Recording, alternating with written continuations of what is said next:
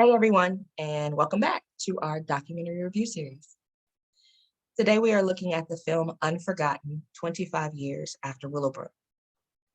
So this film introduces the Staten Island institution, Willowbrook for the disabled.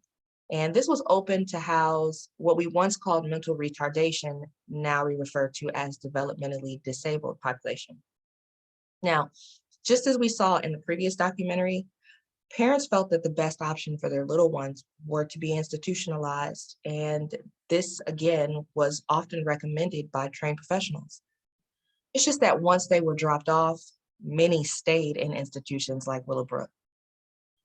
Now, what I thought was particularly astonishing about this documentary was that it was told from the experience of the loved ones of individuals who had lived in the facility. So you really get a good look at the pain and emotional trauma that's going to be felt by the families, especially in the aftermath of losing time with a sibling or a child who endured these harsh conditions at Willowbrook. Now, like what was generally the makeup of institutions at the time, Willowbrook too is going to have its fair share of facility neglect. And this is in part due to budget cuts. Again, Willowbrook is going to struggle to keep up with its nearly 5,000 residents. And although Willowbrook is revered as a school, fewer than 20% of residents actually took classes. This budget cuts are also going to lead to high turnover rates, which is going to significantly drop employment, where we go from a ratio of 4 residents to 1 staff member, essentially turning into 30 to 40 residents with 1 staff member.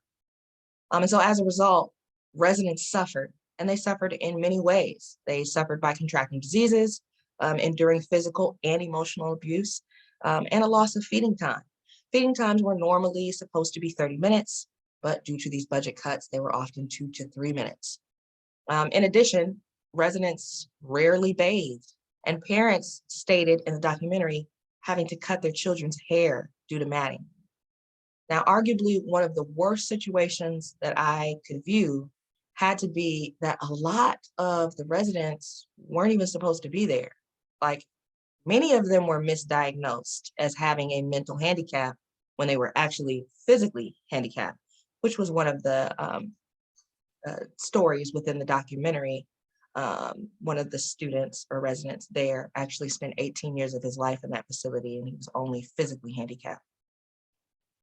One of the more heartbreaking scenes for me was seeing a mother explain how when she had her son, when he was in her care, he had made quite a few physical gains in his arms and his legs. But once he was moved to Willowbrook, he lost all physical function and had to be confined to a wheelchair. But this only proved that families provided far better care than Willowbrook did.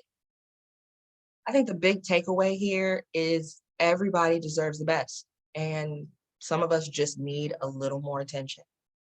We are all so different and with different needs, but we still just all want to be treated the same, just like everyone else.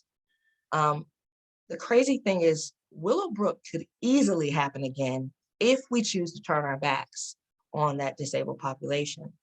But the work we do moving towards a better future should include creating more access and more opportunities for individuals with and without disabilities.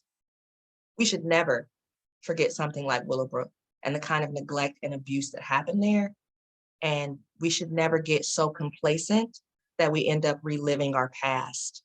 And instead, we should really look at growing from our mistakes so that we can take better care of each other.